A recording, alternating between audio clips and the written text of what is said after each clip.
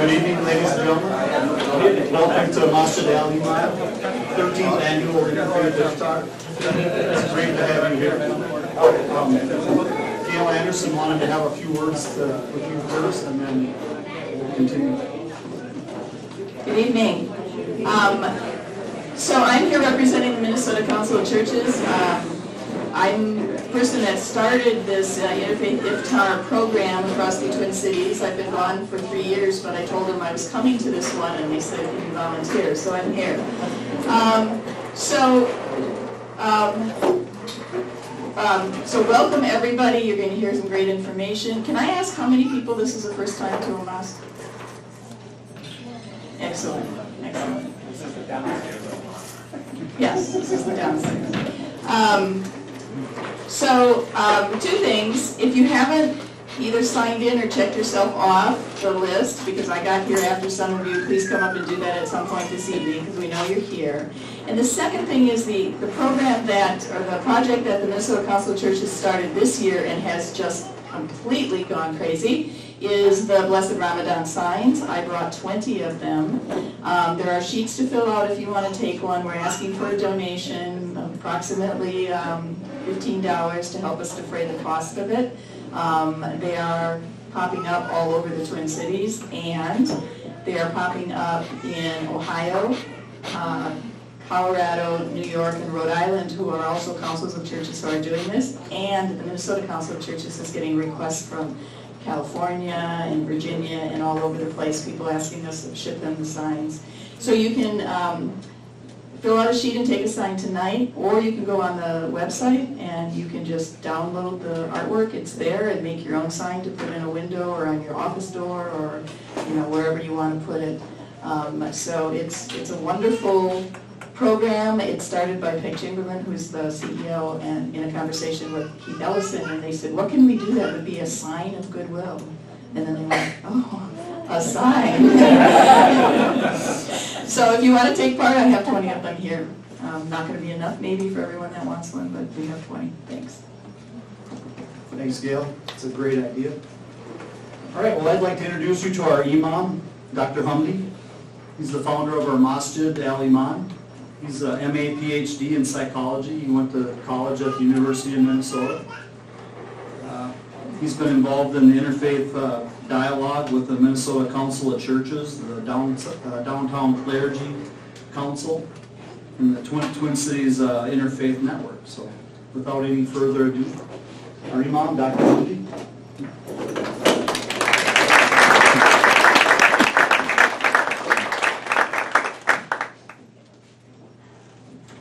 Thank you so much, Madiba Amiro.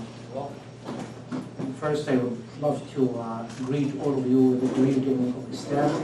Assalamu alaikum. Peace, mercy, and blessings of God with all of you, upon all of you. I would love to welcome all of you for coming to our 13th Interfaith Ramadan Iftar. I believe that's better, if I'm not mistaken. We love to have it, and we love to have all of you with us tonight to share with us a meal after a long day of fasting. Here in Minnesota, it's about 16 hours and a half, 3:30 in the morning till 9 p.m. No food, no drink, not even a single sip of water. And of course, some of you would say, "Are you crazy? Are you torturing yourself? What is going on with you guys, Muslims? What is happening?" We know God is just, but to be fasting for that long, it is not that easy. It is not. But I will share with you the wisdom behind fasting. Thank you so much, Gail, for being with us tonight. Though you're no longer with the Minnesota Council of Churches, but you do have some other responsibilities in the new donor organization you just established. Empathy Works, about 3 months old organization, Ghazali. Hamza wanted to do something. Yeah. Take care of him. Sure, the floor is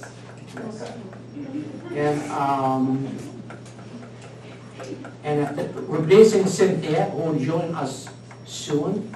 She is in a commitment. Her niece is getting married tonight, and she cannot miss that marriage ceremony and celebration. But she will be here, and you will be communicating with her as well. Thank you so much again, Gail, for your wonderful and a great contribution to the interfaith for so many years, along with Minnesota Council of Churches and in your organization, and with that wonderful sign that you have shared with us.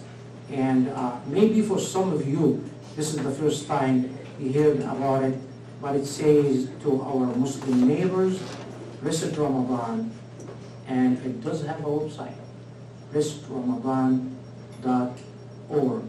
If you'd like to pick up one of them or to order one of them, just to show how you are in solidarity with 1.7 billion Muslims all over the world, or with 10 million Muslims in North America, or if you choose locally Minnesota, you'll be supporting and in solidarity with 200,000 Muslims here in Minnesota. We really appreciate your dedication to such a noble cause, and we're really appreciative and we're thankful and grateful to that wonderful support we have seen, we have experienced, not only here in Minnesota, but all over. Thank you so much again, and that's why when we're having our Ramadan Iftar, it is a little piece of appreciation, and it is also something to share with you, to tell you more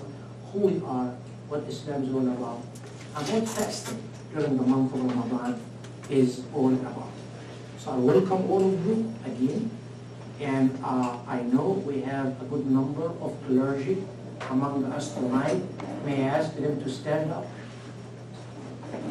Don't shy away. No. How come we do not have any in this side? Did you plan to be in this side, not to be in this side? Or they had enough of faith and dedication, so they do not need one? We will ask some to move this way. Okay? Or I will be with you. Okay? Thank you so much for coming, and we really appreciate being with us tonight. We do have a good number of volunteers in our organization in here. Amazingly enough, maybe surprised, when we established that organization, a group of small number of people decided to have it done and established 100% on volunteers. And you might be wondering, how will it go? We're doing well. We have no single person is helping or working or dedicated to that Masjid Al-Iman, the Mosque of Faith, or the Islamic Community Center of Minnesota is paid. As a matter of fact, they are volunteering and they're putting time, energy, and effort. And above and beyond all of the above, they contribute in donation, in money. And this is by itself a wonderful model. I myself love it, and I really, really appreciate it. I'm really thankful and grateful to God Almighty. May I ask our volunteers in Masjid Al-Iman in the Islamic Community Center of Minnesota to stand up. I would love myself to recognize you and everyone around to recognize you. No, please. Please. No, still. Some other people shy away, they do not want to. Eric, stand up. I stand up already. I've been here. If you're not standing. Hey, where is Brother Yudi? Where is Rizqi? Stand up. Easy, Ghazali, those are wonderful total back there. You can't imagine that they are really competing in order to help and to make this organization one of the most successful. If you see them sweeping the floor and competing who is cleaning the floor or the bathroom first? Or would be collecting the garbage and throwing it? And would be convening in order to donate, in order to pay our utilities and monthly payment? You won't believe it. And that's why I myself really thankful and grateful to God Almighty. Or even when it comes to food, I'm not going to talk about food now because some of us are fasting. But once you taste the food, I'm going to tell you some stories about who cooked and how many hours they spend. And it is their ideas not to cater from anywhere, but to have homemade enough to avoid food. I'm making you drooling. It'll be fine. A little history about this place we're in, this place of worship, Masjid Al-Iman, or the Mosque of Faith, the Islamic Community Center of Minnesota. We would located somewhere else in North Minneapolis to a different team, Masjid Al-Iman, the Muslim Center. So the place was getting smaller and we're getting bigger in numbers. We were looking for another place to move in. How we found this place, how we found out about it. I used to drive nearby the 2nd Street, having my early morning meetings at Eastside Neighborhood Agency, where I have been volunteering with them for 19 years. And I see the dragons coming out of the building. I said, this must be a Buddhist temple. And I said to myself, this Buddhist temple is not going to be there forever. This place is going to be sold sooner or later. Why? This is what I learned. In their traditions, once they have the Buddhist temple, it has to be built from the scratch, and it has to be built in suburb, not in city. I said, it will be better. Keep an eye on that place in order to have it. But before that, early on, a mansion of one of the wealthiest people here in Northeast, and before he died, he put in his will for that mansion to be converted to a church. And as we all know, church needs enough membership to sustain expense and requirements and so on and so forth. It did not work. So the inheritors decided to find some other things for the building to do. So they were able to lease it to the VA facility. Make some money out of it, and it's not bad. And they had it for a while this way, but they found out that there wasn't enough of income to have. It was an idea of one of the inheritors convincing the other ones, why not we have a nightclub in this building? A nightclub. And you know what nightclub is.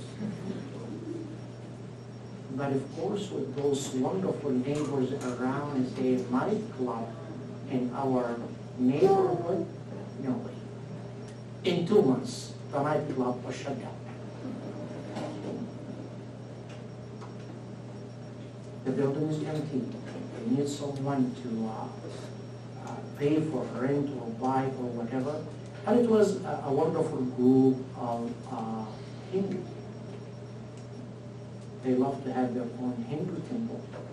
They found out this place, they purchased the place, and they established their Hindu temple. Again, with the Hindu people, again with their traditions, they love to establish their own Hindu temple from the scratch, and also in suburb, not in town. So they sold the building to a group of Buddhists, and they moved somewhere, they built their own, and the Buddhists owned the building, and of course they moved somewhere in order to have their own building from the scratch. Now the building is for sale. Who would come in, who would say, I am ready, tell me what the price is, I am more than willing to sign the purchase contract. It happened to be me. And we had the building, and we were able to renovate it. As you can see in here, this is the basement. In a while, we'll go upstairs to our sanctuary, to our place of worship. You will see what we have done and how we do enjoy that wonderful mosque or masjid or the center to help and serve our community as much as we can in the Islamic traditional way, the 5 daily prayers and the Friday congregation or weekly prayer, and for our youth and for our children and for our parents, for our elders, for having a Friday gathering in a family fashion. We eat together, help each other, have a wonderful discussion with our wonderful kids. Any question would come up, we are willing to answer. But what we added to those things, 2 unique things, being a psychotherapist and having my training at the U of M, I have been offering a lot of counseling for family members. It is really badly needed, and because of many factors, moving in here, cultural shock, and accommodation, and coming from refugee camps and the stable situation back home, and Islamophobia, many family members in our Muslim community needed counseling, and this is what I have been focusing on most of the time. Now, I claim that I've been really successful in that area. In addition to the above, our interfaith activities and their role for so many years, the Minnesota Council of Churches, the St. Paul Area Council of Churches, with ECIN, the French Interfaith Network, with Downtown Clergy Council. So many years have been involved in this, and I do really enjoy it.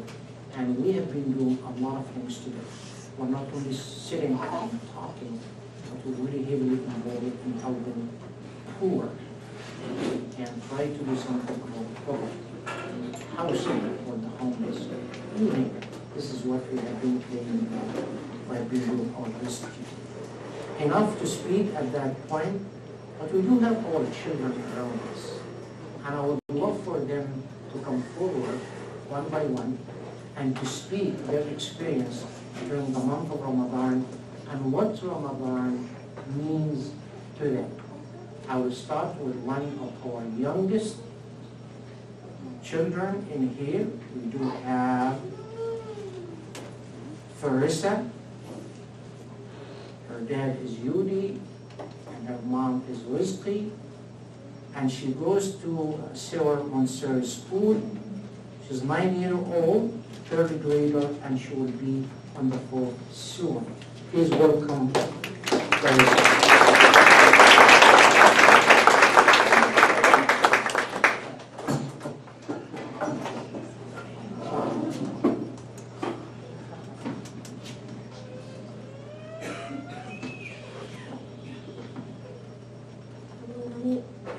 Hello, my name is Farisa Wafika, and I go to Seward Montessori School, and I'm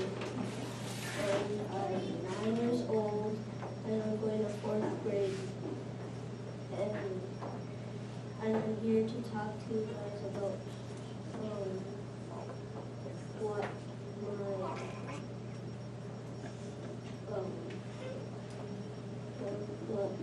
I think about Ramadan,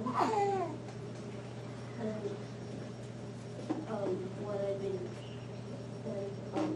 how I'm fasting. I've been fasting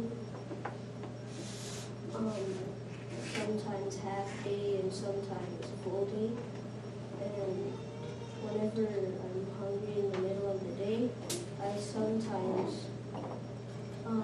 eat, and when I'm really hungry, and then I fast again,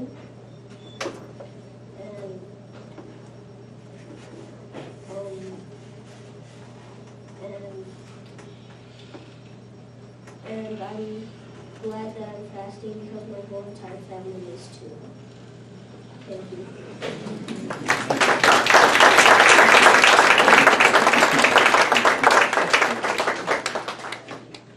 Thank you so much, Farissa, and I love that truthfulness. When I'm hungry, I don't have to fast. And I go back to fasting.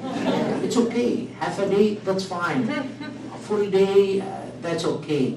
This is the experience our kids are having, and this is what we're teaching them, not to force them to do anything against their will, but we're offering them the environment and the training in order to have that wonderful experience. So more and more and more they will be dedicated to fasting, month of Ramadan, and so on and so on. We'll handle all your questions soon, but let's be done with our kids first. And I do have another one under, is 14-year-old. He goes to Coon Rapids Middle School. He loves to talk about this wonderful topic. He's now in grade 9. So please welcome Under.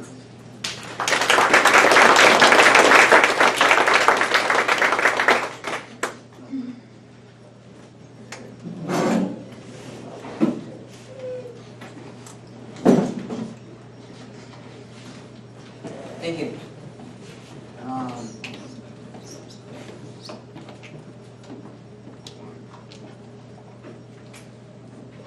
Okay, first things first. Assalamu alaikum. Alright. So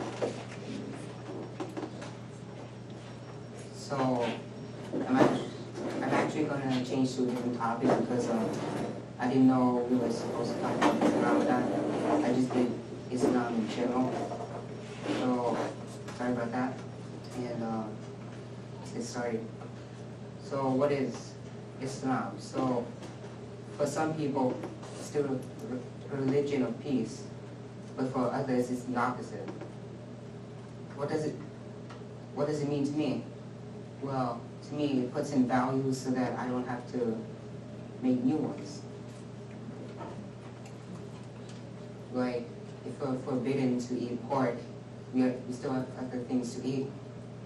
If we can't drink alcohol, we have other things to drink. If we can't draw pictures of the Prophet Muhammad, we can draw anything else. Islam has also taught me effort over achievement. Like, if you try hard and barely pass the class with C minuses, in a way, it's better than cheating your way to get straight A's. In a way. That's cool. The last thing I want to say is that Islam has taught me that we have to tolerate today's society's other values, but we don't have to agree with all of them, you know? Like, most of my friends at school are obviously Christian. And there are some things that I wouldn't do, but there are also other things that they wouldn't do that I do. So that's it. Thank you.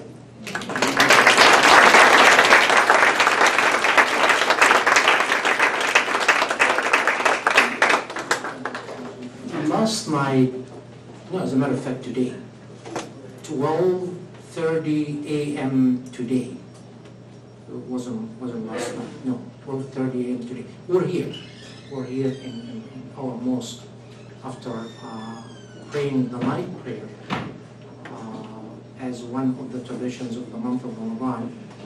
Fasting the whole day and breaking your fasting, relax for a while, come to the evening prayer. Under, along with his brother Zeki and along with his parents, Joko and Diane, after we'd done the prayer, he came to me and asked me, why you choose me to speak? And I just pause and I look at him, and I really, really loved that question. Because I was surprised, and in the meantime, to have one of our kids who have been in that situation to come and ask you, why me?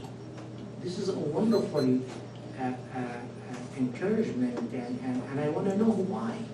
Why me in particular? And I was kind of really, what would be the best answer I should give to Amber? I said, first of all, I love you for the sake of God. This is one thing.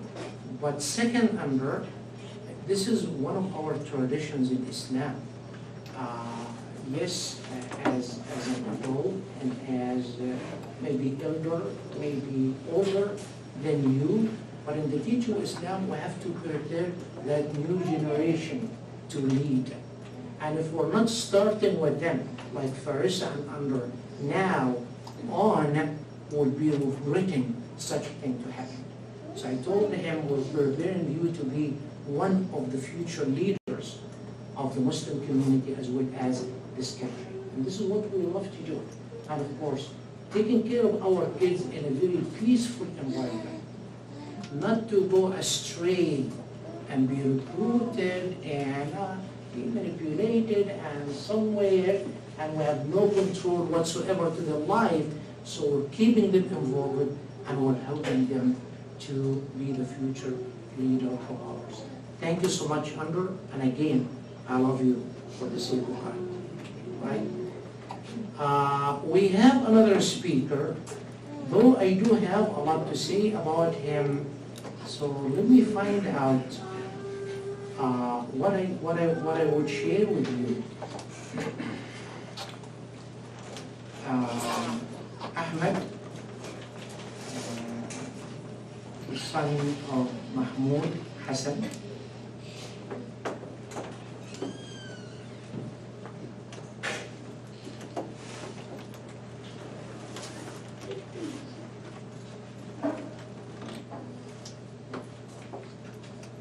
He's 19-year-old, graduated from Plain High School on 2015 with 3.85.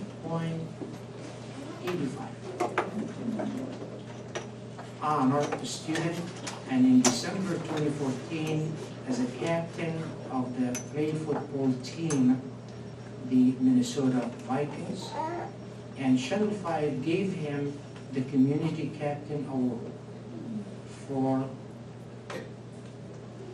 wonderful things, he has done. He just finished his first year at the University of Minnesota, where he received a full academic scholarship, studying now his master's degree to be a history teacher. Wonderful thing. A lot of things I can say about Ahmed, but we'd love to hear from him to tell us who is, what Ramadan means to him, and whatever he would like to share with us. We'd be delighted to welcome Ahmed Hassan.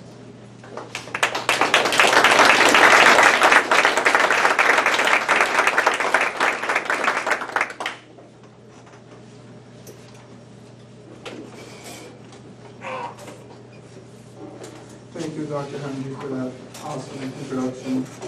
I don't think I'm that great, but so first of all, hello, brothers and sisters, assalamu alaikum,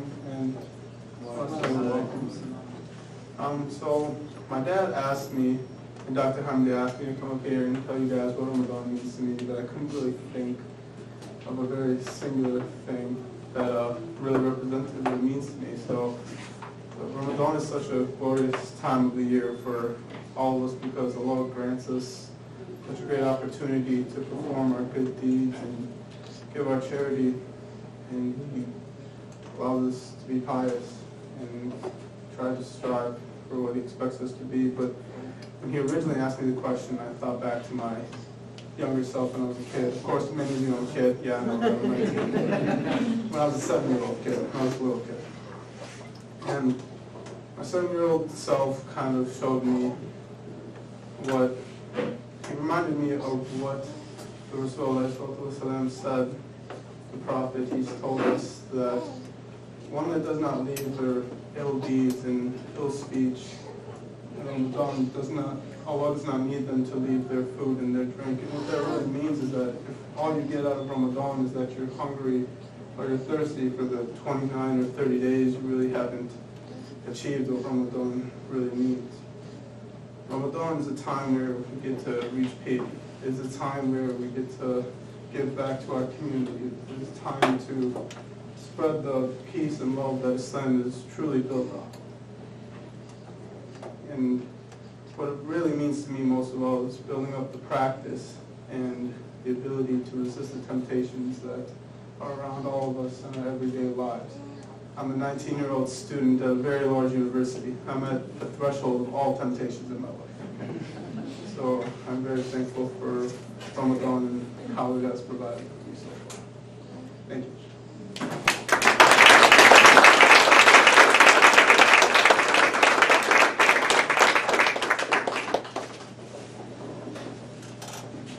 Thank you so much, Ahmed. I know he has a lot to say, and he has a lot to share with us. But from the beginning, I told all of them, and their parents as well, only 3 minutes. Don't go over that time, because we have to keep going on with our program. Ahmed, congratulations. Very, very proud of you. And I know your dad and your mom and the whole family have been working so hard in order to have you one of the best students ever. Thank you. The fourth speaker, we had Farisa earlier, we had Amr, and then we had Ahmed, and we have to make the balance. So this time is going to be a young lady who was born here in the United States of America, and after 2 years of being born, along with her family, dad and mom, they moved to Bahrain, one of the Gulf states. Therefore, the dad, who was done with his PhD from the youth and in computer science, so was looking for another opportunity overseas. So they went along there. And after a while, they moved from Bahrain to Oman for some years. And then later, Asma, our next speaker, decided to come back to Minnesota to pursue her education at the University of Minnesota, along with, she's not the only one who decided to come back to Minnesota, but along with her 2 brothers and another sister, and a 4th one would be coming to the University of Minnesota to pursue their education as well. Look at that wonderful, great will and determination for education. We're very proud of that. Asma, it is your turn. Tell us what Ramadan means to you.